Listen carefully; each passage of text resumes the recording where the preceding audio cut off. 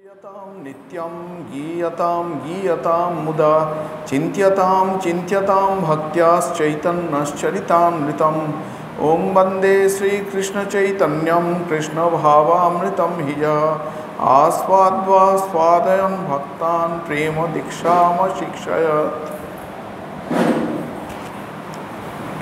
আমরা শ্রী শ্রী চৈতন্য চরিতামৃতের অন্তলীলার দ্বাদশ পরিচ্ছেদ পড়ছিলাম এবং এই পরিচ্ছেদে আমরা দেখেছি যে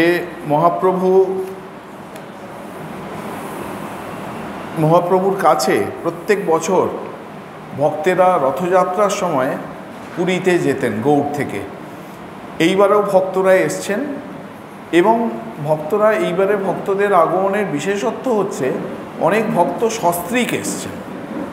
সস্ত্রীক অনেক ভক্ত এসছেন। আগে ভক্তরা একা একাই আসতেন, পত্নী বা ছেলেদের কম নিয়ে আসতেন, কিন্তু এবারে তারা আত্মীয় স্বজনদের বিশেষ করে পত্নী এবং পুত্রকে সঙ্গে নিয়ে এসছেন। আমরা এটি পড়ছিলাম। পূর্ববৎ সভা লইয়া গুণ্ডিচা মার্জন, রথ আগে পূর্ববৎ করিল নর্তন, চতুর্মাস্যা সব যাত্রা কইল দর্শন, মালিনী প্রভৃতি প্রভুকে কইল নিমন্ত্রণ। বলছেন আগের বারে যেমন দেখা যেত যে ভক্তেরা রথযাত্রার আগে এলে তাদের নিয়ে মহাপ্রভু গুণ্ডিচা মার্জন করতেন, গুণ্ডিচা মন্দির পরিষ্কার করতেন। কারণ গুণ্ডিচা মন্দির হচ্ছে রথযাত্রার সময় জগন্নাথদেব এসে গুণ্ডিচা মন্দিরে থাকেন, পুনর্যাত্রা পর্যন্ত, উল্টো রথ পর্যন্ত থাকেন সারা বছর। বাকি সারা বছর এই গুণ্ডিচা মন্দির ধুলোই ধূসরিত থাকে, কোনো দেবতা থাকেন না এবং ধুলোর মধ্যে থাকে, চামচিকে নোংরা করে রাখে। সেই জন্যে ওই গুণ্ডিচা টেম্পল পরিষ্কার করতে হয়। মহাপ্রভু চেয়ে নিয়েছিলেন যে এই যে পরিষ্কার করার কাজটা ভক্তদের নিয়ে আমি করব। প্রত্যেক বছর রথযাত্রার সময় তিনি এই গৌড় থেকে যে ভক্তেরা যেতেন তাদের সঙ্গে নিয়ে গুণ্ডিচা মন্দির পরিষ্কার করতেন। তারপরে রথের সময় রথের সামনে কীর্তন করতেন, নৃত্য করতেন। তারপর এই বর্ষা পড়ে গেল মানেই সাধুদের চতুর্মাস্য ব্রত শুরু হয়ে গেল। চাতুর্মাস্য ব্রতর সময় কোনো সাধু ভিক্ষেতে বেরোন না, তারা নির্দিষ্ট একটা জায়গায় আসন করে থাকেন। এই চাতুর্মাস্যা সব যাত্রা কইল দর্শন, শয়ন একাদশী থেকে উত্থান একাদশী, এই 4 মাস হচ্ছে চাতুর্মাস্য ব্রত। আর মালিনী প্রভৃতি প্রভুকে কইল নিমন্ত্রণ। মালিনী মানে হচ্ছে শ্রীবাস পণ্ডিতের গৃহিণীর নাম হচ্ছে মালিনী। এই বছর শ্রীবাস পণ্ডিত সস্ত্রীক নীলাচলে এসছেন। তা সেই মালিনী দেবী তিনি মহাপ্রভুকে নিমন্ত্রণ করে ভিক্ষা দিয়েছিলেন। প্রভুর প্রিয় নানা দ্রব্য আনিয়াছে দেশ হইতে, সেই ব্যঞ্জন করি ভিক্ষা দেন ঘরে ভাতে। এখানে বলা হচ্ছে যে মহাপ্রভুর প্রিয় নানা রকমের মিষ্টান্ন দ্রব্য, আচার ইত্যাদি মালিনী দেবী দেশ থেকে তৈরি করে এনেছেন। আর এইখানে এই নীলাচলে তিনি ভাত, অন্ন, ব্যঞ্জন, ডাল ইত্যাদি রান্না করে আর বাড়ি থেকে যেসব জিনিস এনেছেন এই সব একসঙ্গে করে মহাপ্রভুকে ভিক্ষা দিতেন। দিনে নানা ক্রীড়া করে লইয়া ভক্তগণ, রাত্রে কৃষ্ণ বিচ্ছেদে প্রভু করেন ক্রন্দন। মহাপ্রভুর এই সময় একটা অদ্ভুত ভাব চলছিল। দিনের বেলাটা ভক্তদের নিয়ে নৃত্য কীর্তন এইসব করে কোনো রকমে ভুলে থাকতেন, কিন্তু রাত্রে যখন ভক্তেরা কেউ কাছে থাকতেন না সেই সময় কেবলমাত্র সেবক শঙ্কর এবং গোবিন্দ আর 2 অন্যতম প্রধান পার্ষদ রায় রামানন্দ এবং স্বরূপ দামোদর, এই কয়েকজন মাত্র কাছে থাকতেন। সেই সময়ে মহাপ্রভু আর নিজের শ্রীকৃষ্ণের জন্য বিরহ ব্যথা আর সামলাতে পারতেন না। তিনি নিজেকে রাধাভাবে ভাবিত শ্রীরাধা বলে মনে করতেন বা শ্রীরাধার কোনো দাসী বলে মনে করতেন এবং এই রাধাভাবে ভাবিত অবস্থায় কৃষ্ণ বিরহে তার প্রাণ যায় মতো অবস্থা হতো। এই জন্যে বলছেন রাত্রে কৃষ্ণ বিচ্ছেদে প্রভু করেন ক্রন্দন। এই মতো নানা লীলায় চাতুর্মাস্যা গেল, গৌড় দেশ যাইতে তবে ভক্তে আজ্ঞা দিল। এইরকমভাবে 4 মাস কেটে গেল। গৌড়ের ভক্তেরা 4 মাস থাকতেন। 4 মাস পরে মহাপ্রভুর পারমিশন নিয়ে তারা আবার গৌড়ে ফিরে আসতেন। এইবারেও যখন 4 মাস হয়ে গেল মহাপ্রভু কাছে ভক্তেরা এসে অনুমতি চাইছিলেন যে আমাদের অনুমতি দাও, আমরা ফিরে যাই। মহাপ্রভু তাদের অনুমতি দিলেন। সব ভক্তগণ করেন প্রভুর নিমন্ত্রণ, সর্বভক্তে কহে প্রভু মধুর বচন। প্রতি বৎসর সভে আইস আমারে দেখিতে, আসিতে যাইতে দুঃখ পাও ভালো মতে। তোমার সবার দুঃখ জানি নারী নিষেধিতে, তোমার সভার সঙ্গ সুখ লোভ বাড়ে চিতে। নিত্যানন্দে এখানে মহাপ্রভু এইবারে একটা নতুন কথা বললেন। যখন ভক্তেরা বিদায় নিয়ে চলে আসবেন, মহাপ্রভু তখন বলছেন যে কোথায় নীলাচল আর কোথায় গৌরবঙ্গ, কোথায় অম্বিকা, কালনা, নবদ্বীপ, কাটোয়া আর কোথায় নীলাচল। এখনই ট্রেনে করে যেতে প্রায় 9-10 ঘন্টা 12 ঘন্টা মতো লেগে যায়।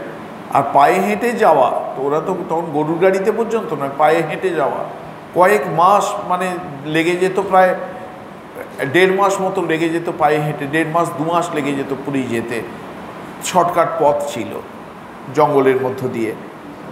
তা মহাপ্রভু বলছেন তোমরা প্রত্যেক বছর আমাকে দেখতে আসো এবং আসতে যেতে যে কত অবর্ণনীয় দুঃখ পাও সে বলে বোঝানোর নয়। আর তোমরা আমাকে দেখে আনন্দ পাও, এইটি জেনে তোমাদের আমি বারণ করতেও পারি না যে তোমরা আর আসবে না, এত কষ্ট করে আসার দরকার নেই। কারণ আমারও তোমাদের দেখে আনন্দ হয় আর তোমাদেরও আমাকে দেখে খুব আনন্দ হয়। আমি এইখানে কি করে তোমাদের বারণ করব যে তোমাদের আসার দরকার নেই। নিত্যানন্দে আজ্ঞা দিল গৌড়ে রহিতে, আজ্ঞা লঙ্ঘি আইসেন কি পারি বলিতে। বলছেন এই দেখো না, নিত্যানন্দ মহাপ্রভুকেও আমি বলেছি যে তোমার এখন বয়স হয়েছে, তোমার এত কষ্ট করে এখানে আসার দরকার নেই, তুমি গৌড়েই থাকবে। গৌড়ে থাকলে আমি মাঝে মাঝে তোমাকে দর্শন দেবো, অলৌকিকভাবে দর্শন দেবো। সে আমার দর্শন পায়ও, কিন্তু তার সত্ত্বেও নিত্যানন্দ আমার নির্দেশ লঙ্ঘন করে ছুটে ছুটে আমাকে দেখতে চলে আসে, আমি কিছু বলতে পারি না। আচার্য পোষাই আইসেন মোরে কৃপা করি, প্রেম ঋণে বদ্ধ আমি শুধিতে না পারি। আচার্য গোসাই মানে হচ্ছে অদ্বৈত আচার্য। অদ্বৈত আচার্য হচ্ছে মহাপ্রভুর থেকে 49 বছরের বড়। 49 বছরের বড়, মানে মহাপ্রভুর যদি এখন বয়স 40 কি 42 হয়, অদ্বৈত আচার্যের বয়স প্রায় 100-র কাছাকাছি হয়ে গেছে, 90-95 বছর বয়স। বলছেন অদ্বৈত আচার্যকে আমি বলি যে আপনি খবরদার আসবেন না, কিন্তু তার কাছে আমি প্রেম ঋণে বাঁধা। প্রেম ঋণে বাঁধা কেন? অদ্বৈত আচার্য বাংলার তৎকালীন দুরবস্থা দেখে প্রত্যেক দিন নারায়ণকে তুলসী এবং জল দিয়ে উচ্চ ঈশ্বরে ক্রন্দন করে আহ্বান করতেন যে হে ভগবান, আবার তুমি নররূপ ধারণ করে অবতীর্ণ হয়ে অধর্মের নাশ করো। তিনি আমাকে প্রেমে টেনে এনেছেন, প্রেমে বদ্ধ করেছেন। তার প্রেমেই আমি প্রায় শরীর ধারণ করেছি, আবির্ভূত হয়েছি। তার সেই প্রেম ঋণ আমি শোধ করতে পারি না, ভুলতে পারি না। ওই জন্য তিনিও এত কষ্ট করে এই বয়সে, অদ্বৈত আচার্য 90-95-96 বছর বয়সে আসছেন, তাকেও আমি কিছু বলতে পারি না। মোর লাগি প্রকৃতি পুত্র গৃহাদি ছাড়িয়া, নানা দুর্গম পথ লঙ্ঘি আইসেন ধাইয়া। বলছেন আমার জন্যে তিনি, তার প্রকৃতি মানে হচ্ছে স্ত্রী, আমার জন্যে তিনি স্ত্রী পুত্র গৃহ সব ছেড়ে দিয়ে নানা দুর্গম পথ লঙ্ঘন করে পায়ে হেঁটে হেঁটে এখানে নীলাচলে ছুটে আসছেন। আমি এই নীলাচলে রহিয়ে বসিয়া, পরিশ্রম নাহি মোর তোমার সভার লাগিয়া। বলছেন আমাকে তো কোনো কষ্ট করতে হয় না, যত কষ্ট হচ্ছে তোমাদের। আমি তো এক জায়গাতে নীলাচলেতেই বসে আছি, তোমরা এলে দেখা পেলাম, আনন্দ হলো। কিন্তু সন্ন্যাসী মানুষ মোর নাহি কোনো ধন, কি দিয়া তো সভার ঋণ করিব শোধন। বলছেন যে এই যে ঋণের আমি বদ্ধ, ঋণটা কিসের না, আমাকে কষ্ট করতে হচ্ছে না, কিন্তু আমি তোমাদের দর্শনের আনন্দ পুরোপুরি সিংহভাগ আমি উপভোগ করতে পারছি। আর তোমরাও আনন্দিত হচ্ছ, কিন্তু তার বদলে তোমাদের অসীম কষ্ট স্বীকার করতে হচ্ছে। পায়ে হেঁটে কোথায় বাংলার কোথায় নীলাচল হেঁটে আসতে হচ্ছে। তা আমি তোমাদের কাছে ঋণই থেকে যাচ্ছি। তো এই ঋণ আমি কি করে তোমাদের শোধ করব? তাহা বিকাই যাহা বেচিতে তোমার মন, দেহমাত্র ধন আমার কইল সমর্পণ, তাহাই বিকাই যাহা বেচিতে তোমার মন।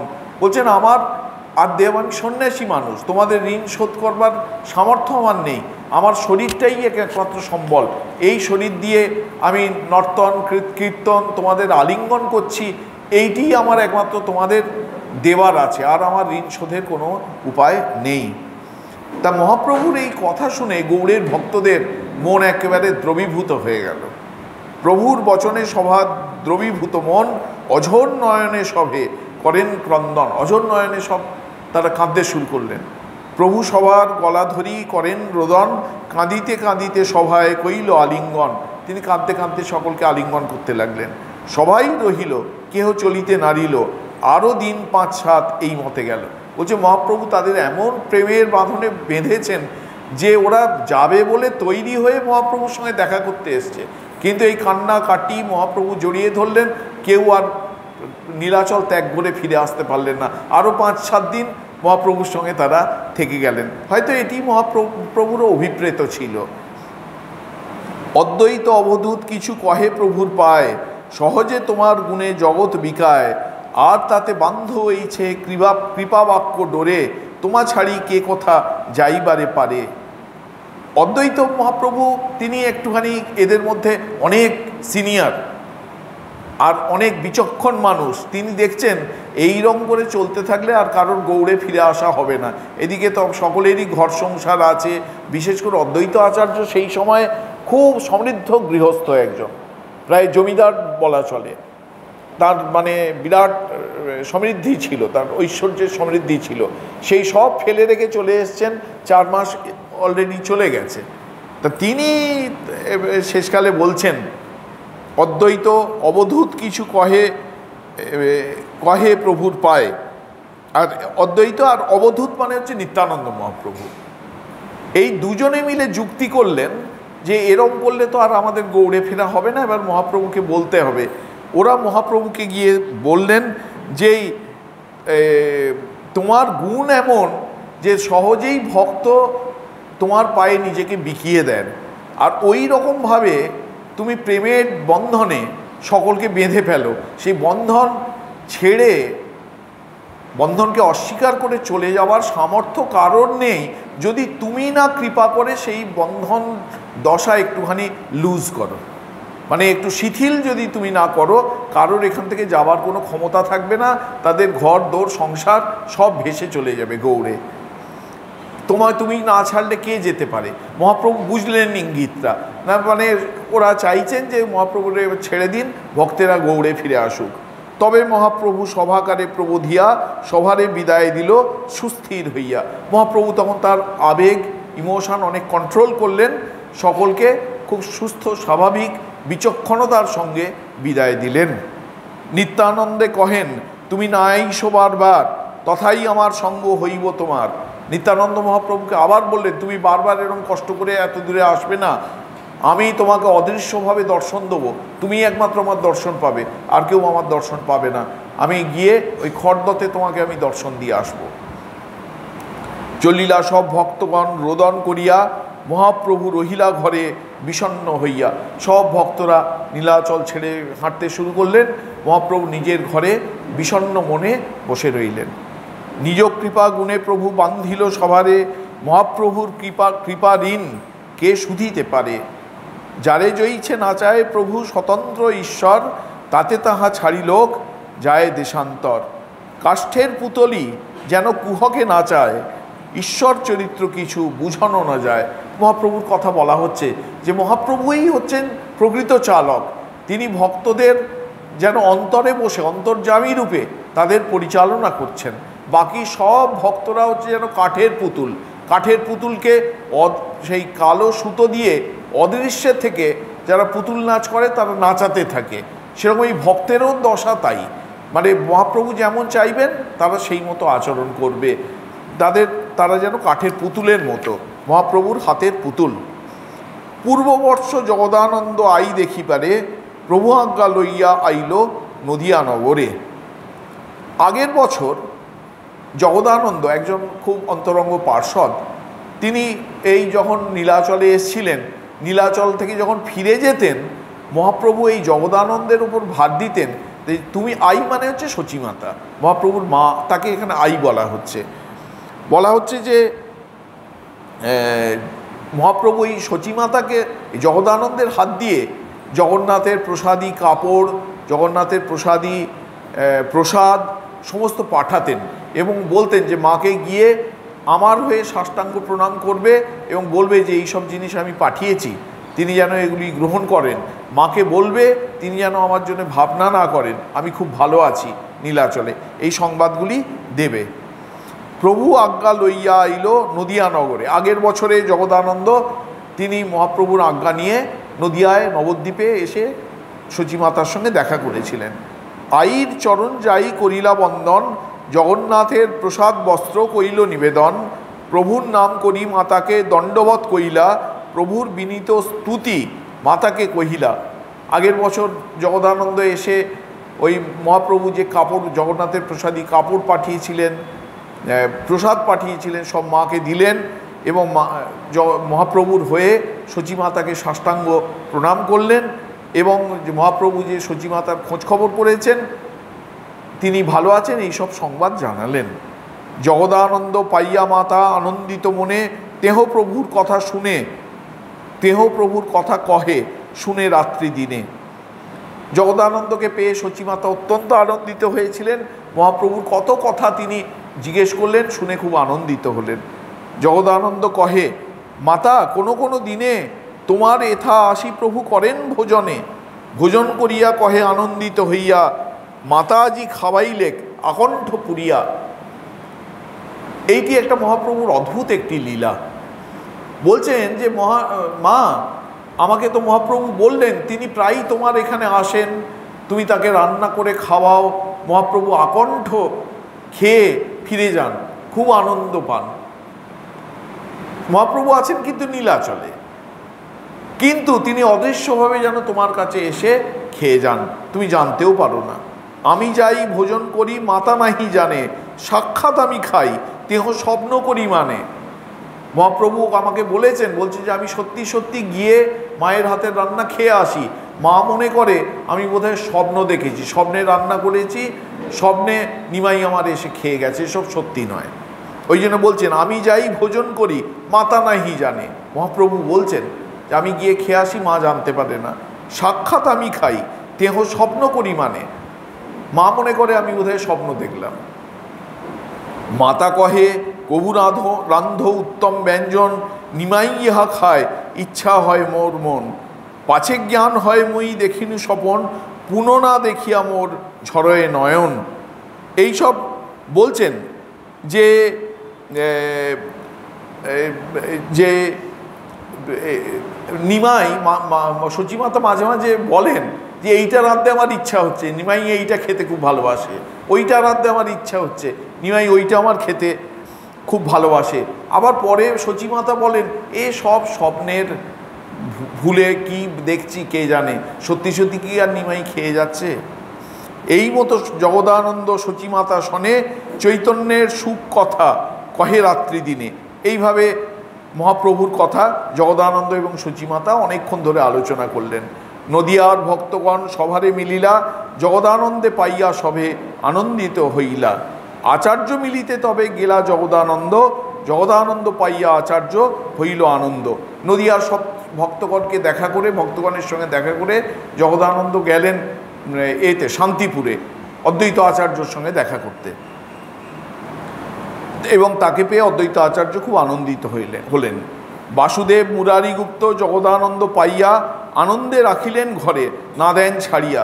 বাসুদেব মুরারিগুপ্ত এরাও ওই জগদানন্দকে পেয়ে খুব আনন্দিত হলেন, কারণ মহাপ্রভুর পার্ষদ, মহাপ্রভু সঙ্গ করে এসছে, তাকে প্রায় ছাড়তেই চান না। চৈতন্যের মর্মকথা শুনে তার মুখে, আপনা পাশরে সবে চৈতন্য কথা সুখে। বলছেন চৈতন্যর কথা জগদানন্দের সঙ্গে আলোচনা করতে করতে আপনে পাশরে, আপনা পাশরে মানে নিজেকে ভুলে যেতেন সব ভক্তরা। জগদানন্দ মিলিতে যায় যেই ভক্ত ঘরে, সেই ভক্ত সুখে আপনা পাশরে। জগদানন্দ যে ভক্তের বাড়িতে যেতেন দেখা করতে, সেই ভক্ত ওই চৈতন্য কথা বলতে বলতে নিজেকে সম্পূর্ণ ভুলে যেতেন। চৈতন্যের প্রেম পাত্র জগদানন্দ ধন্য, যারে মিলে সেই মানে পাইল চৈতন্য। সকলে তো আর গিয়ে নবদ্বীপে দেখা করতে যেতে পারতেন না। ওই জন্য জগদানন্দ যখনই নীলাচল থেকে ফিরতেন সকলে মনে করতেন যে জগদানন্দ যদি আমার বাড়িতে আসে তাহলে স্বয়ং চৈতন্য মহাপ্রভুই আমার বাড়িতে এসছেন বলে আমরা নিজেদের ধন্য জ্ঞান করব। শিবানন্দ সেন গৃহে যাইয়া রহিলা, চন্দনাদি তৈল তাহা একমাত্রা কইলা। এবার জগদানন্দ পণ্ডিত শিবানন্দ সেনের বাড়ি হচ্ছে এখানে কুমারহট্ট, মানে হালি শহরে গিয়ে কয়েকদিন অবস্থান করলেন এবং একমাত্রা মানে হচ্ছে 16 সেরে একমাত্রা হয়, 16 সের চন্দন তেল তৈরি করালেন। এই তেলে বায়ু পিত্তের দোষ নষ্ট হয় এবং শরীর খুব পুষ্ট হয়, বলবান হয়।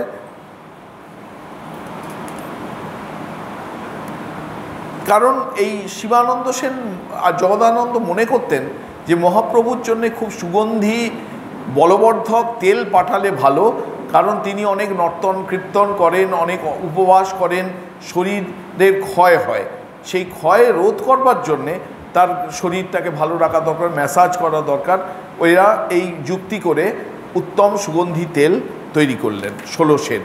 সুগন্ধি করিয়া তৈল গাগরি ভরিয়া, নীলাচলে লইয়া আইলা যতন করিয়া। পরের বছর ওই যে আগের বছর তেল তৈরি হলো, সেই তেল কলসি ভর্তি করে জগদানন্দ নীলাচলে নিয়ে গেলেন। গোবিন্দের ঠাঁইতে তৈল ধরিয়া রাখিল, প্রভুর অঙ্গে দিহ তৈল গোবিন্দে কহিল। গোবিন্দ হচ্ছে মহাপ্রভুর সেবক। জগদানন্দ সেই তেল গোবিন্দকে দিয়ে বললেন, এখন রেখে দাও, মাঝে মাঝে এই তেল অল্প অল্প করে মহাপ্রভুর শরীরে মাখিয়ে দেবে। তবে প্রভু ঠাঁই গোবিন্দ কইল নিবেদন, জগদানন্দ চন্দনাদি তৈল আনিয়াছেন। গোবিন্দ তো সেবক, উনি গিয়ে মহাপ্রভুকে বললেন যে জগদানন্দ আপনার জন্য সুগন্ধি চন্দন তেল এনেছেন। তাঁর ইচ্ছা প্রভু অল্প মস্তকে লাগায়, পিত্তবায়ু ব্যাধি প্রকোপ শান্তি হইয়া যায়। তার ইচ্ছা যে প্রত্যেক দিন আপনি মাথায় অল্প অল্প করে সেই তেল মাখেন, তাহলে আপনার পিত্ত বায়ু ব্যাধি তার যে প্রকোপ সেটি অনেক প্রশমিত হবে। এক কলস সুগন্ধি তৈল গৌড়েতে করিয়া, ইহা আনিয়াছে বহু যতন করিয়া। এক কলসি, বড় কলসি ভর্তি তেল তিনি গৌড়ে তৈরি করেছেন, তারপরে সেটাকে বহন করে এখানে নীলাচলে এনেছেন। এইসব আমরা কল্পনাও করতে পারি না। তেল তৈরি করে এত দূর রাস্তা নিয়ে তিনি গিয়েছেন নীলাচলে। প্রভু কহে, সন্ন্যাসীর নাহি তৈলে অধিকার, তাহাতে সুগন্ধি তৈল পরম অধিকার। মহাপ্রভু ওই যখন গোবিন্দ এইসব কথা বলল, মহাপ্রভু বললেন সন্ন্যাসীর তেলে কোনো অধিকার নেই, তার উপরে এটা হচ্ছে সুগন্ধি তেল, ওটা তো আরও সন্ন্যাসীর পক্ষে ব্যবহার করা যাবে না। জগন্নাথে দেহ তৈল দ্বীপ যেন জলে, তাঁর পরিশ্রম হইব পরম সফলে। কিন্তু জগদানন্দ এত কষ্ট করে তেল এনেছে, ফেলে তো দেওয়া যায় না। তুমি কাজ করো, মন্দিরে গিয়ে দিয়ে দাও, মন্দিরের পাণ্ডাদের দিয়ে দাও, ওরা জগন্নাথের ওই যে বড় প্রদীপ ভেতরে জলে, আগেকার দিনে তো ইলেকট্রিক কালো ছিল না, ওই বিরাট প্রদীপ ভর্তি করে একদম তেল দেওয়া হতো, ওই তেলের আলোতে জগন্নাথকে যা দেখতে পাওয়া যেত। বলছেন এই জগন্নাথ মন্দিরে যদি জগন্নাথের সেবায় ওই প্রদীপে এই তেল ব্যবহার করা হয়, তাহলে ওদের পরিশ্রম সার্থক হবে। এই কথা গোবিন্দ জগদানন্দের কহিল, মৌন করি রহিল পণ্ডিত, কিছু না কহিল। গোবিন্দ আর কি করে, ফিরে গিয়ে জগদানন্দকে বলল, মহাপ্রভু ওই তেল মাখবেন না বলেছেন তুমি জগন্নাথ মন্দিরে দিয়ে দাও, জগন্নাথের প্রদীপ জ্বলবে। জগদানন্দ কিচ্ছু কথা বললেন, এত কষ্ট করে তেল এনেছেন, বয়ে নিয়ে এসছেন, চুপটি করে চলে গেলেন ওখান থেকে। দিন 10 গেলে গোবিন্দ জানাইল আরবার, পণ্ডিতের ইচ্ছা তৈল প্রভু করে অঙ্গীকার। কিন্তু জগদানন্দ ছাড়ছেন না, প্রত্যেক দিন গোবিন্দকে একটু বলছেন, বলো না, আরেকবার রিকোয়েস্ট করে বলো না। 10 দিন চলে গেল। 10 দিন পরে গোবিন্দ আবার একবার গিয়ে একটুখানি মহাপ্রভুকে বিনীতভাবে জানালেন, এই পণ্ডিত খুব করে ধরেছে, আপনি ওই তেল একটু অন্তত মাখুন, তাহলে এত পরিশ্রম করে কষ্ট করে এনেছে, একটু সার্থক হবে। শুনি প্রভু কহে কিছু সক্রোধ বচনে, মর্দনিয়া এক রাখো করিতে মর্দনে, এই সুখ লাগিয়ে আমি করিয়াছি সন্ন্যাস, আমার সর্বনাশ তোমার সবার পরিহাস। পথে যাইতে তৈলগন্ধ মোর যে পাইবে, দাড়ি সন্ন্যাসী করি আমারে কহিবে। মহাপ্রভু খুব শুনে রেগে গেলেন, সক্রোধ বচন বলতে শুরু করলেন। কি বললেন? হ্যাঁ, তেল এনেছে, ভালো করেছে, এবার একজন অ্যাপয়েন্ট করো, একজন ওই ম্যাসাজ করবার জন্য মর্দনিয়া একজন রাখো, সে প্রত্যেক দিন আমার শরীরে এসে মর্দন করে যাবে তো তেল। এই তেলের ম্যাসাজের সুখ পাওয়ার জন্যই তো আমি বাড়ি ঘরদোর ছেড়ে গেরুয়া পরে সন্ন্যাস নিয়েছি, এই সুখ লাগিয়ে আমি করিয়াছি সন্ন্যাস। খুব ব্যঙ্গ করে বলছেন মহাপ্রভু, আমার সর্বনাশ, তোমার সবার পরিহাস। আর সবাই যখন বলবে পথে যাইতে তৈলগন্ধ মোর যে পাইবে, আমি যেখান দিয়ে হেঁটে যাব ভুর ভুর করে শরীর দিয়ে গন্ধ বেরোতে শুরু করবে। আর লোকে কি বলবে? দাড়ি সন্ন্যাসী। দাড়ি সন্ন্যাসী মানে যে সন্ন্যাসী নিশ্চয়ই তার স্ত্রী রয়েছে, এই জন্যে সে এত এতে থাকে, এত তার ফ্যাশন দুরস্ত, এই রকম যখন বলবে তখন আমার সর্বনাশ যা হওয়ার হলো। সন্ন্যাসীর তো একমাত্র চরিত্রটাই সম্বল, সন্ন্যাসী তো আর কোনো সম্বল নেই। সেই চরিত্রেই যদি একটা দাগ পড়ে গেল তাহলে সন্ন্যাসী রইল কি? আর আমার সর্বনাশ তোমার সবার পরিহাস, আমার সর্বনাশ হবে আর তোমরা সব মুখ টিপে টিপে মুচকি হাসবে, তোমাদের খুব আনন্দ হবে। এত কঠোর বাক্য প্রয়োগ করলেন মহাপ্রভু। শুনি প্রভুর বাক্য গোবিন্দ মৌন করিলা, প্রাতঃকালে জগদানন্দ প্রভু ঠাঁই আইলা। গোবিন্দ আর কি বলেন, একদম চুপ করে গেলেন। পরের দিন সকালবেলা জগদানন্দ আবার এসছেন। জগদানন্দের আশা যে মহাপ্রভু একটু এক চামচ অন্তত তেল ব্যবহার করবেন। প্রভু কহে, পণ্ডিত তৈল আনিলে গৌর হতে, আমি তো সন্ন্যাসী তৈল না পারি লইতে। এই দিন মহাপ্রভু একদম ঠিক করে রেখেছেন যে কাটা কাটা কথা একদম মুখের ওপর বলে দেবেন। বলছেন, পণ্ডিত তুমি তো তেল খুব সুন্দর করে তৈরি করে গৌড় থেকে কষ্ট করে আনলে, কিন্তু আমিও তো সন্ন্যাসী, তোমার যেমন ধর্ম তুমি পালন করেছো, আমারও সেরকম ধর্ম বিলাসিতা না করা, সেই ধর্ম আমি পালন করব। আমি তো ওই তেল মাখতে পারি না। জগন্নাথে দেহ লইয়া দ্বীপ যেন জলে, তোমার সকল শ্রম হইবে সফলে। তুমি কষ্ট করে তেল এনেছো, ঠিক আছে, জগন্নাথকে দাও, জগন্নাথের প্রদীপে প্রত্যেক দিন অল্প অল্প করে দেবে, চারপাশে খুব সুগন্ধ ছাড়বে, তোমার পরিশ্রম, তোমার কষ্ট সফল হবে। পণ্ডিত কহে, কে তোমাকে কহে মিথ্যাবাণী, আমি গৌর হইতে তৈল কভু নাহি আনি। প্রচণ্ড অভিমান হয়েছে জগদানন্দের। উনি একেবারে বলতে শুরু করে, জগদানন্দ খুব অভিমানী ছিলেন। বলছেন যে কে তোমাকে এই সব মিথ্যে কথা বলেছে যে আমি তোমার মাখবার জন্য তেল এনেছি, সুগন্ধি তেল এনেছি? একেবারেই আমি নয়, তোমার জন্য আমি তেল কিছু আনিনি, আমি অন্য কারণে তেল এনেছি। কি কারণে তেল এনেছি? এবার সেইটি, এত বলি ঘরে হইতে তৈল কলস লইয়া, প্রভু আগে আঙিনাতে ফেলিল ভাঙিয়া। জগদানন্দ একেবারে হুড়ুর করে ঘরের ভেতর ঢুকে গেলেন। তেলের যে বড় কলসিটা ছিল মাথায় করে, কত কস্টলি তেল, চন্দন তেল, অনেক কষ্ট করে তেল তৈরি করা হয়েছে, এনে পুরো এই কাশী মিশ্রের যে বাড়ি, তার বাড়ির আঙিনা ধড়াম করে আছাড় মেরে ফেলে কলসি ভেঙে দিলেন, সব তেল চারপাশে ছড়িয়ে গেল। তৈল ভাঙি সেই পথে নিজে ঘরে গিয়া, সুতিয়া রহিলা ঘরে কপাট মারিয়া। জগদানন্দ এরকম তেলের হাঁড়ি ভেঙে দিয়ে হনন করে নিজের যে ঘরে থাকতেন, বাসা নিয়েছিলেন, সেই ঘরে দুমদুম করে পা ফেলতে ফেলতে গিয়ে ঢুকে দরজা ভেতর থেকে বন্ধ করে একদম শুয়ে পড়লেন, কাঁদতে শুরু করলেন। প্রচণ্ড অভিমান। দুদিন এইভাবে কেটে গেল।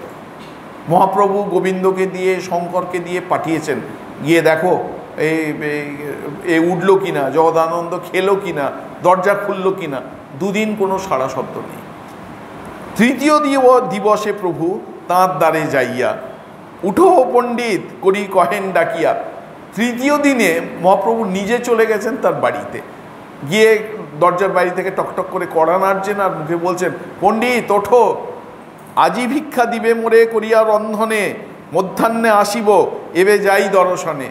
বলছেন, আজ আমি তোমার বাড়িতে ভিক্ষা পাবো, ভালো করে আমার জন্য রান্না বান্না করে রাখবে, এখন আমি জগন্নাথ দর্শনে যাচ্ছি। এত বলি প্রভু গেলা, পণ্ডিত উঠিলা। এইটা এরা সব জানে, মহাপ্রভু জানেন, সবার সাইকোলজি জানেন যে কে কিসে গলে যাবে। এই মহাপ্রভু ভিক্ষা নেবেন, এইটিকে কোনো ভক্তই আর অস্বীকার করতে পারবে না। আমার বাড়িতে ভিক্ষা নেবেন বলেছেন, যত অভিমানই তার হোক না কেন, সে অভিমান সব গলে যাবে। যখন মহাপ্রভু বললেন আজ তোমার বাড়িতে আমি ভিক্ষা নেবো, ভালো করে রান্না করো, আমি জগন্নাথ দর্শনে যাচ্ছি বলে চলে গেলেন, মহাপ্রভু চলে গেলেন, সঙ্গে সঙ্গে পণ্ডিত উঠে 3 দিন তিনি দরজা খোলেননি।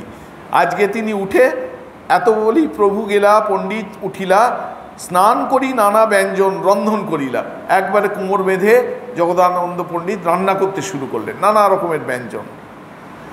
মধ্যাহ্ন করিয়া প্রভু আইলা ভোজনে, পাদ প্রক্ষালন করি দিলেন আসনে। দুপুরবেলায় মহাপ্রভু এলেন ভিক্ষার জন্যে, জগদানন্দ তার পা ধুইয়ে দিলেন, পা ধুয়ে মহাপ্রভু বসলেন।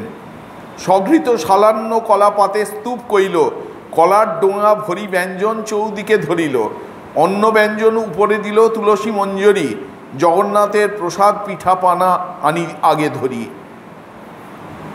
উনি মহাপ্রভু এসে দেখেন সে কলা পাতায় আর শালান্য মানে শালি ধানের ভাত, খুব সুন্দর ভাত, একবার স্তূপ করে দিয়েছে, পাহাড় করে দিয়েছে, তার উপর ঘি ঢেলেছে একবার হুড়ুর করে, সব ভাত যেন ঘিয়ে ভেসে যাচ্ছে। চারপাশে ওই বিচি কলার পাতা খুব মোটা হয়, সেই বিচি কলার পাতার ডোঙা মানে বাটি, তাতে হয় কি তরকারি ডাল ইত্যাদি দিয়ে নড়ে যায় না, খুব শক্ত পাতা হওয়ার জন্যে একদম পুরো কাঁসার বাটির মতোই শক্ত থাকে। সেই চারপাশে ভর্তি করে একদম অন্ন মানে ব্যঞ্জন ডাল টাল ইত্যাদি পিঠা পানা মিষ্টি ভর্তি করে দিয়েছে, আর তার উপর তুলসী মঞ্জরি দিয়ে দিয়েছে, যেন শ্রীকৃষ্ণকে নিবেদন করা হচ্ছে। প্রভু কহে দ্বিতীয় পাতে বাঢ়ো অন্ন ব্যঞ্জন, তোমায় আমায় আজি একত্র করিব ভোজন। মহাপ্রভু কেন বলেছেন তোমার বাড়িতে আমি ভিক্ষা করব? কারণ 3 দিন জগদানন্দ কিছু খায়নি। মহাপ্রভু জানেন যে আমি খেলে তবে ও খাবে, ওই জন্য বলেছেন যে তোমার বাড়িতে আমি আজকে প্রসাদ পাবো। ওই জন্য বলছেন যে তুমি দ্বিতীয়বার একটা পাত বাড়ো, তুমি আমি একসঙ্গে বসে খাবো, তোমায় আমায় আজি একত্র করিব ভোজন। হস্ত তুলি রহিলা প্রভু না করে ভোজন, তবে পণ্ডিত কহে কিছু সপ্রেম বচন। মহাপ্রভু হাত তুলে বলছেন তুমি না বসলে আমিও বসবো না। তখন জগদানন্দ পণ্ডিত এবার একটু আরও নরম হয়েছে, তিনি তখন গভীর প্রেমে বলতে শুরু করলেন। জগদানন্দ পণ্ডিত আপনে প্রসাদ লয়েন পাছে মুই লইমু, তোমার আগ্রহ আমি কেমনে খণ্ডিমু। বলছেন তুমি আগে খেয়ে নাও, আমি নিশ্চয়ই তোমার পরে খাবো, তুমি একবার যদি আমাকে নির্দেশ দাও, তোমার ইচ্ছা যে আমিও প্রসাদ পাই, আমি কি সেটা খণ্ডন করতে পারি? আমি কথা দিচ্ছি তোমার খাওয়ার পর আমিও খাবো। তবে মহাপ্রভু সুখে ভোজনে বসিলা, ব্যঞ্জনের স্বাদু পাইয়া কহিতে লাগিলা। মহাপ্রভু খেতে শুরু করলেন আর ব্যঞ্জনের খুব প্রশংসা করতে লাগলেন, অপূর্ব রান্না হয়েছিল। ক্রোধাবেশে মহাপ্রভু বলছেন ক্রোধাবেশে পাকে রইছে এত স্বাদ, এই তো জানিয়ে তোমার কৃষ্ণের প্রসাদ।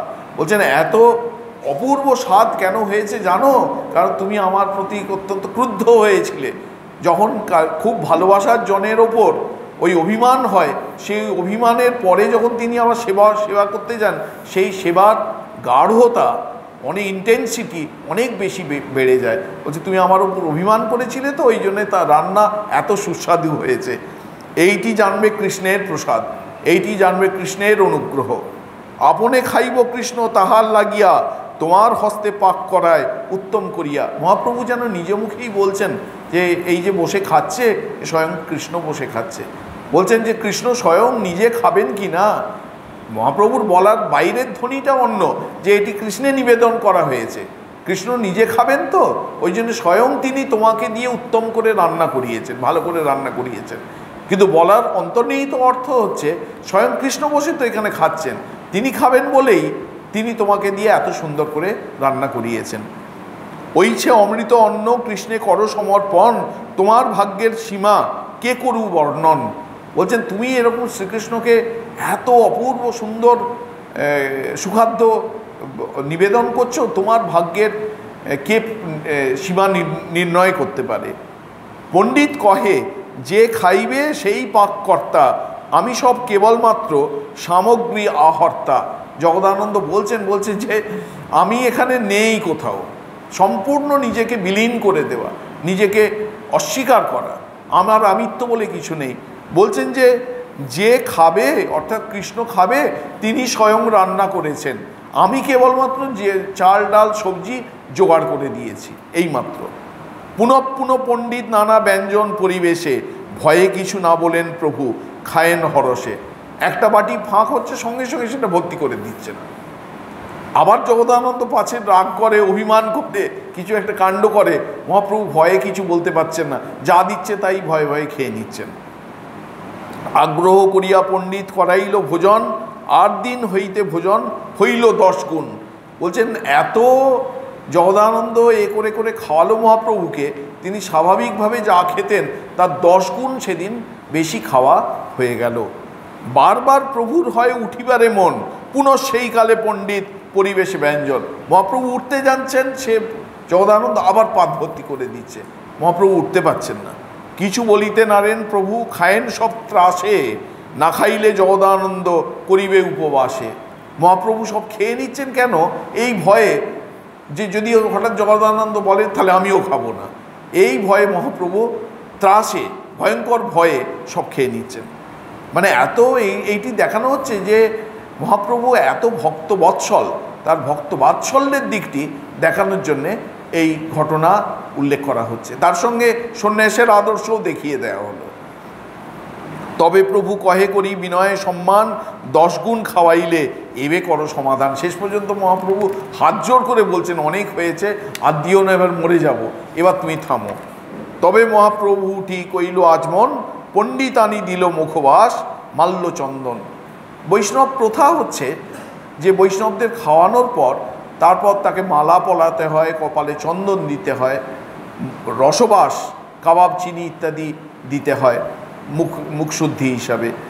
মহাপ্রভু উঠে হাতটা ধোয়ার পর পণ্ডিত এসে তাকে মালা পরিয়ে দিলেন, কপালে চন্দন দিলেন, মুখশুদ্ধি দিলেন। মুখবাস মানে মুখশুদ্ধি, কাবাব চিনি এইসব, এলাচ, কাবাব চিনি, তুলসী মঞ্জরি এইসব। চন্দনাদি লইয়া প্রভু বসিলা সেই স্থানে, আমার আগে তুমি করো ভোজনে। এবার চন্দন টন্দন নিয়ে মহাপ্রভু ওইখানেই বসে পড়ে বলছেন, এবার আমি বসি, তুমি এবার খাও, প্রসাদ পাও, আমি দেখব। পণ্ডিত কহে প্রভু যাই করেন বিশ্রাম, মুই এবে লইব প্রসাদ করি সমাধান। না না, আপনাকে বসে থাকতে হবে না, আপনি গিয়ে বিশ্রাম করুন, আমি ঠিক খেয়ে নিচ্ছি। রসুইয়ের কার্য করিয়াছে রামাই রঘুনাথ, ইহা সভায় দিতে চাহি কিছু ব্যঞ্জন ভাত। প্রভু কহে গোবিন্দ তুমি ইহাই রহিবে, পণ্ডিত ভোজন কইলে আমারে কহিবে।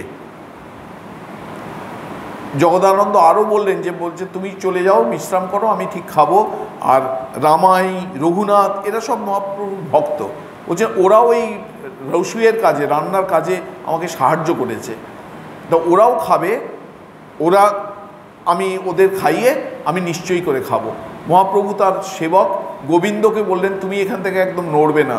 রামাই, রঘুনাথের খাওয়া হওয়ার পর জগদানন্দ পণ্ডিত খেলো কি না শেষ পর্যন্ত দেখে তারপর আমাকে গিয়ে রিপোর্ট করবে। এত কহি মহাপ্রভু করিলা গমন, গোবিন্দেরে পণ্ডিত কিছু কহেন বচন।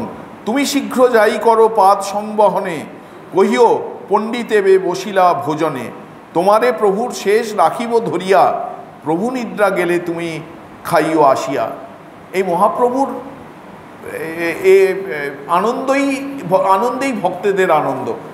জগদানন্দ গোবিন্দকে বলছে তোমারও বসে থাকার এখানে কোনো দরকার নেই, আমি জানি প্রত্যেক দিন মহাপ্রভুকে ঘুম পাড়ানোর জন্য একটুখানি হাত পা টিপে দিতে হয়, তুমি এখন মহাপ্রভু গেছেন, তুমি যাও, গিয়ে হাত পা টেপা শুরু করো, আর বলবে যে হ্যাঁ পণ্ডিত খেতে বসছে, বলবে পণ্ডিত খেতে বসছে, তারপর মহাপ্রভু ঘুমিয়ে পড়লেই তুমি চলে আসবে, আমি মহাপ্রভুর পাতেই তোমার প্রসাদ রেখে দেবো। প্রত্যেক দিন গোবিন্দ তাই করতেন, মহাপ্রভু যে পাতে খেয়ে উঠে যেতেন অল্প রেখে দিতেন তিনি, সেই প্রসাদ সকলে ভাগ করে নিতেন, আর তারপর সেখানে আরও ভাত ডাল ব্যঞ্জন নিয়ে সকলে খেতেন, মহাপ্রভুর পাতেই খেতেন। বলছেন তোমার প্রভুর শেষ রাখিব ধরে, তোমার জন্য আমি মহাপ্রভুর প্রসাদ রেখে দেবো, মহাপ্রভু ঘুমোলে তুমি চলে আসবে। প্রভু নিদ্রা গেলে তুমি খাইও আসিয়া, রামাই, নন্দাই আর গোবিন্দ রঘুনাথ সবারে বাটিয়া দিল প্রভুর ব্যঞ্জন ভাত। আপনে প্রভুর প্রসাদ করিল ভোজন, তবে গোবিন্দেরে প্রভু পাঠাইল পুনঃ। জগদানন্দ প্রসাদ পায় কি না পায়, শীঘ্র সমাচার তুমি কহিবে আমায়। গোবিন্দ আসি দেখি কহিল পণ্ডিতের ভোজন, তবে মহাপ্রভু স্বস্তে করিল শয়ন। এইদিকে মহাপ্রভু কিন্তু ঘুমননি। জগদানন্দ এই গোবিন্দ যখন হাত পা টিপছে, মহাপ্রভু বলছেন না তুমি গিয়ে দেখে এসো পণ্ডিত সত্যি খেলো কিনা। পণ্ডিত গোবিন্দ এসে দেখলেন সত্যি পণ্ডিত খেতে বসেছে, রামাই ওরাও সব খেতে বসেছে। তো গিয়ে রিপোর্ট করতে, তবে মহাপ্রভু একটু স্বস্তি পেলেন। গোবিন্দকে বললেন এবার তুমিও গিয়ে খেয়ে এসো। জগদানন্দের প্রভুর প্রেমা চলে এই মতে, সত্যভামা কৃষ্ণের যেন শুনি ভাগবতে। কৃষ্ণদাস কবিরাজ গোস্বামী বলছেন এইভাবে জগদানন্দ পণ্ডিত এবং চৈতন্য মহাপ্রভুর প্রেম লীলা নিরন্তর চলত।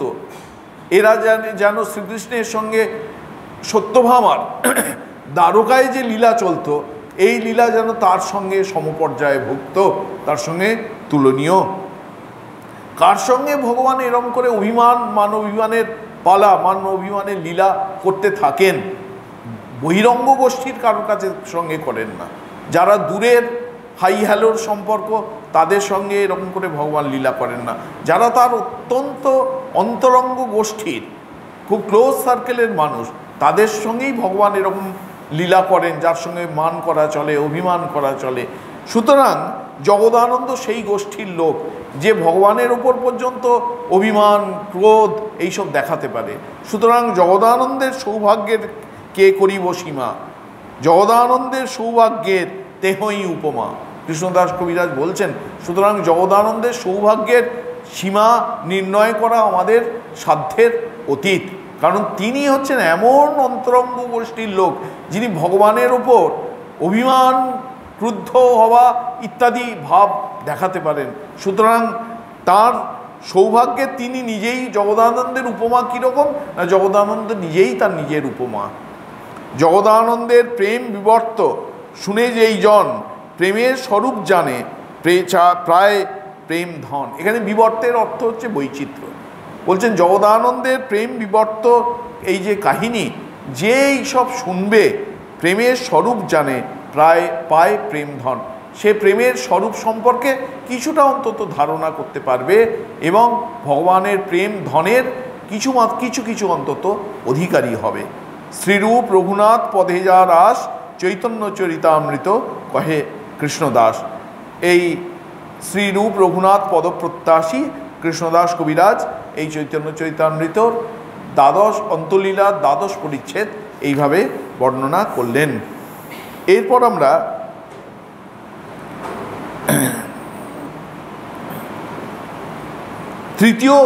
ত্রয়োদশ পরিচ্ছেদ শুরু করছি। ত্রয়োদশ পরিচ্ছেদে অনেক কিছু বলা হয়েছে। এই ত্রয়োদশ পরিচ্ছেদে অন্তলীলার সময়ে মহাপ্রভু কৃষ্ণের বিরহে কীরকম কষ্ট পেতেন সেই সম্পর্কে বর্ণনা আছে।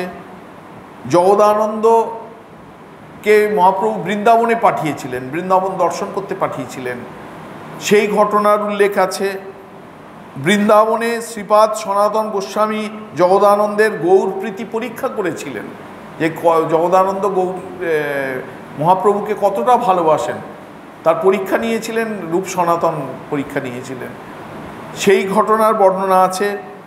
মহাপ্রভু দেবদাসীর গান শুনেছিলেন এতে নীলাচলে থাকতে, অদ্ভুত সেই ঘটনা, সেই ঘটনার বর্ণনা আছে।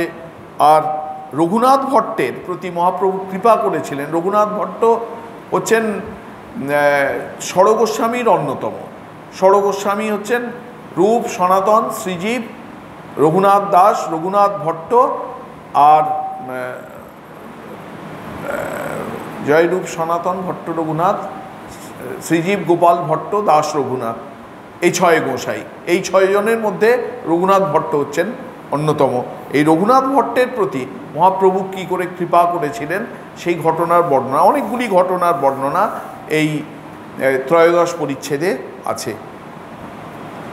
কৃষ্ণ বিচ্ছেদ জাত্যার্তা ক্ষীণে চাপি মনস্তনু, দধাতে ফুল্লতাং ভাবৈর্যশ্চত্বং গৌরমাশ্রয়ে। কৃষ্ণদাস কবিরাজ বলছেন যে যশ্চ মনস্তনু কৃষ্ণ বিচ্ছেদ জাত্যার্থা ক্ষীণে চাপি ভাবৈ ফুল্লতাম দধাতে তং গৌরম আশ্রয়ে।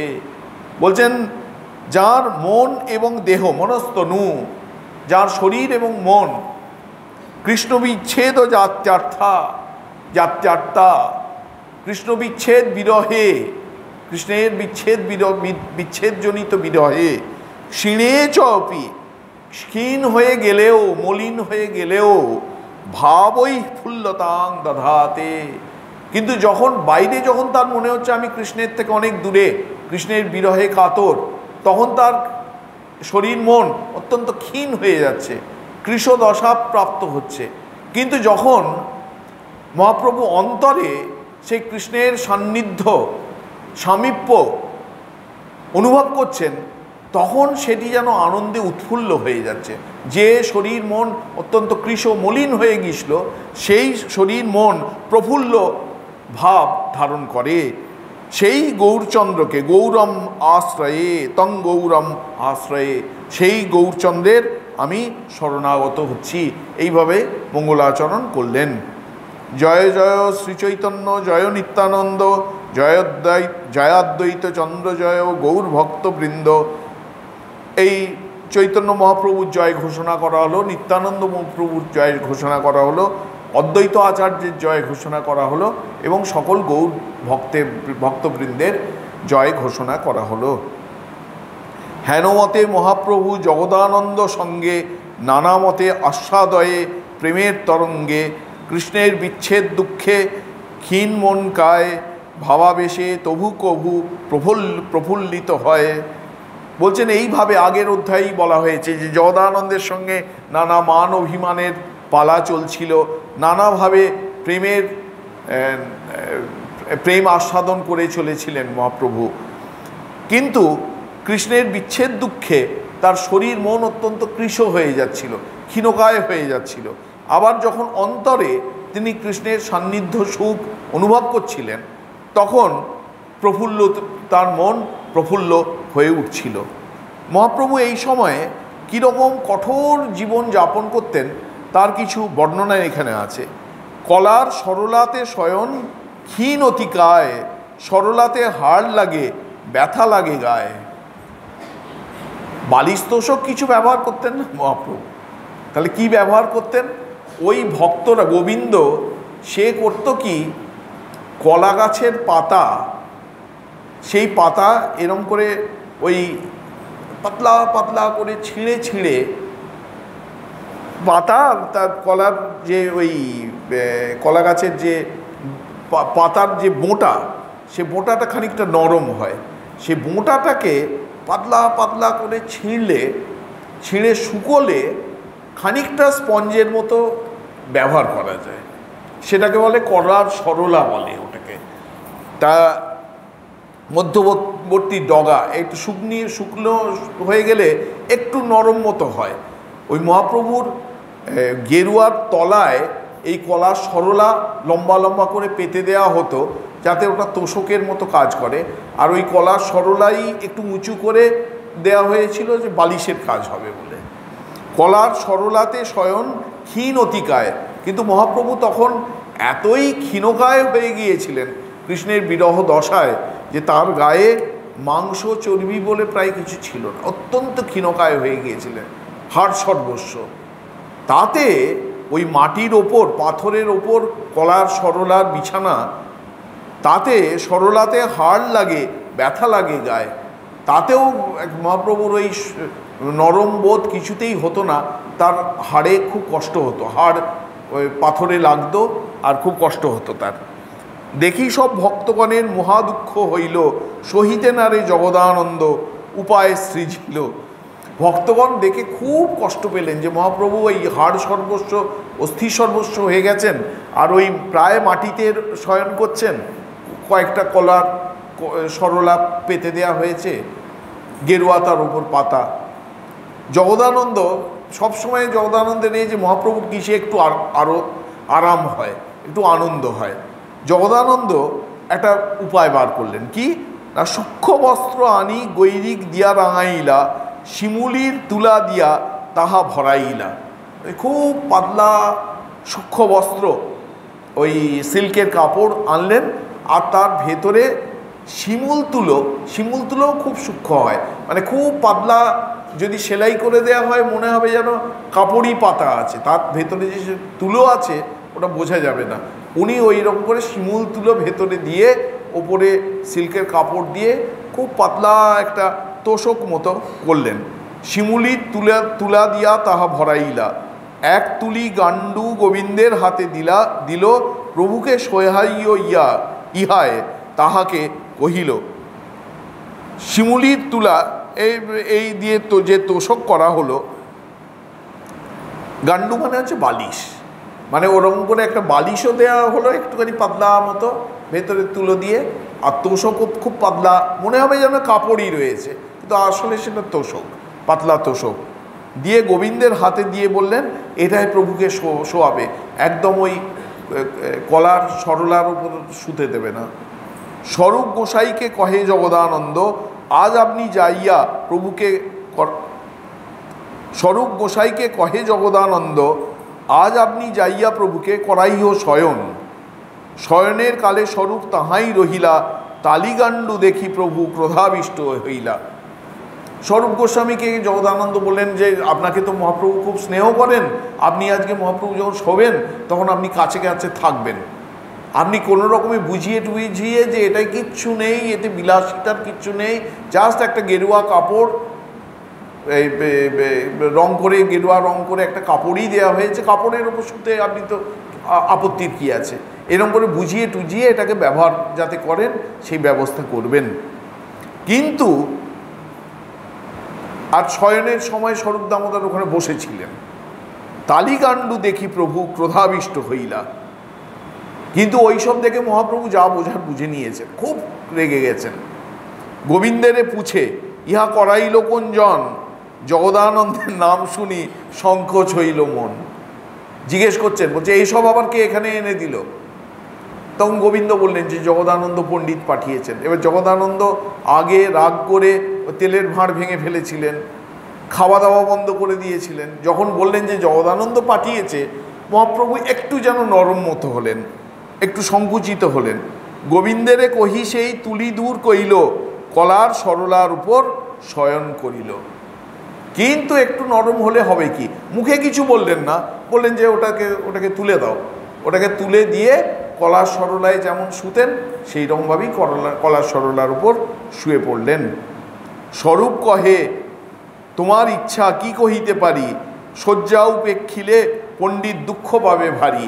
স্বরূপ দামোদর তো বসেছিলেন, বললেন যে তোমার ইচ্ছা কলার সরলার উপরেই শোয়া, আমি তো সেখানে আপত্তি কিছু করতে পারি না, কিন্তু একটা কথা, জগদানন্দ পণ্ডিত অনেক কষ্ট করে এটা বানিয়ে এনে দিয়েছে, তুমি সেটা উপেক্ষা করলে পণ্ডিত কিন্তু খুব দুঃখ পাবে। মহাপ্রভু বলছেন এবার, প্রভু কহেন খাট এক আনহ বাড়িতে, জগদানন্দের ইচ্ছা আমায় বিষয় ভুঞ্জাইতে, সন্ন্যাসী মানুষ আমার ভূমিতে শয়ন, আমাকে খাট তুলি গান্ডু মস্তক মুন্ডন।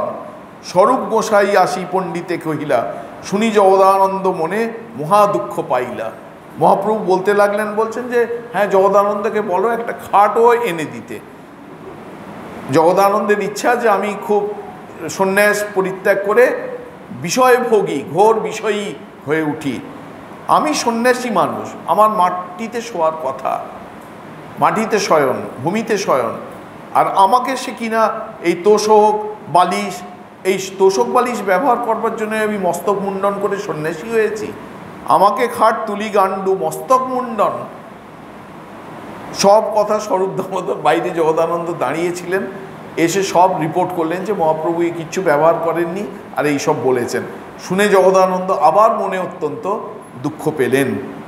স্বরূপ গোসাই তবে সৃজিল প্রকার, কদলীর শুষ্ক পত্র আনিল অপার, নখে চিরি চিরি তাহা অতি সূক্ষ্ম কইল, প্রভুর বহির্বাস দুইতে সেই সব ভরিল। এই মতো দুই কইল ওড়ন পাড়নে, অঙ্গীকার কইল প্রভু অনেক যতনে, তাতে শয়ন করে প্রভু দেখি সবে সুখী, জগদানন্দের ভিতরে ক্রোধ বাইরে মহা দুঃখী। স্বরূপ দামোদর তখন দেখলেন মহাপ্রভু তো তোষক টোষক ব্যবহার করলেন না, কি করবেন? উনি কদলীর শুষ্ক পত্র আনিল অপার।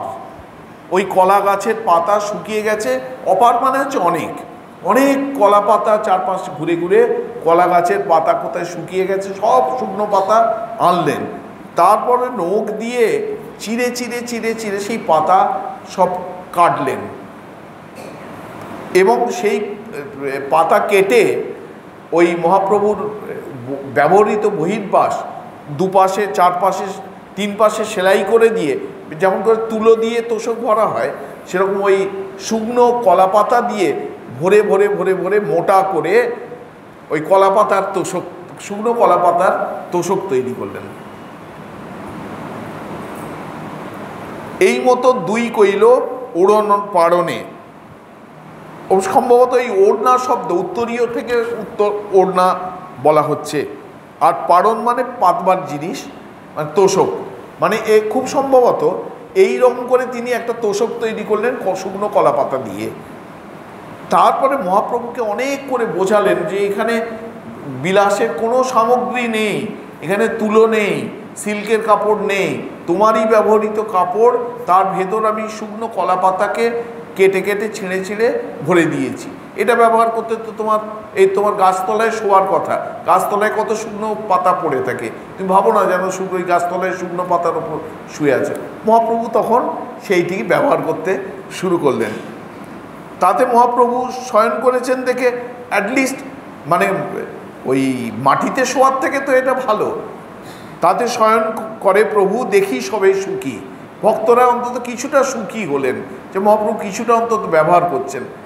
কিন্তু জগদানন্দ তো মহাপ্রভুকে সে গন্ধ সুগন্ধি তেল মাখাতে চায়, ভালো দামি তোষকে শোয়াতে চায়, তার একদম দাঁত কিড়মির করছে। জগদানন্দের ভিতরে ক্রোধ, বাইরে মহা দুঃখী, অত্যন্ত দুঃখিত হলেন, অত্যন্ত ক্রুদ্ধ হলেন। এইখানে একটা কথা যে পূর্বে জগদানন্দের ইচ্ছা বৃন্দাবন যাইতে, প্রভু আজ্ঞা না দেন তাতে না পারে চলিতে, ভিতরের ক্রোধ দুঃখ প্রকাশ না কইল, মথুরা যাইতে প্রভু স্থানে আজ্ঞা মাগিল। এর আগে অনেকবার জগদানন্দ মহাপ্রভুর কাছে অনুমতি চেয়েছেন যে আমি কখনো বৃন্দাবন দর্শন করিনি, আমাকে বৃন্দাবন দর্শনের অনুমতি দাও। মহাপ্রভু এর আগে কখনো জগদানন্দকে পারমিশন দেননি। এইবারে যখন পরপর দুটি ঘটনা ঘটল, প্রথমত তার দেওয়া চন্দন তেল মহাপ্রভু মাগলেন না এবং তার দেওয়া তোষক বালিশ ব্যবহার করলেন না, জগদানন্দ খুব মানে মহা দুঃখে ঠিক করলেন যে আমি আর নীলাচলে থাকবই না, মহাপ্রভুর কাছে থাকবই না, আমি বৃন্দাবন চলে যাব। সে গিয়ে মহাপ্রভুকে বললে যে আমার খুব ইচ্ছা যে মথুরা দর্শন করব, তুমি আমাকে অনুমতি দাও, আমি মথুরা যাব, বৃন্দাবন যাব।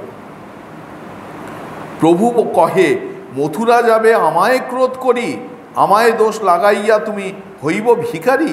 মহাপ্রভু বলছেন যে তুমি মথুরা দর্শন করতে তো যাচ্ছ না, আমার উপর রাগ করে নীলাচল ছেড়ে পালিয়ে যাচ্ছ, আমাকে দোষী করে যাচ্ছ, আমার উপর মিথ্যা অপবাদ দিয়ে যাচ্ছ যে তোমার জন্যে বাইরে গিয়ে বলবে যে আমার কোনো কথা শোনেনি, ওই জন্য আমি নীলাচল থেকে চলে গেছি।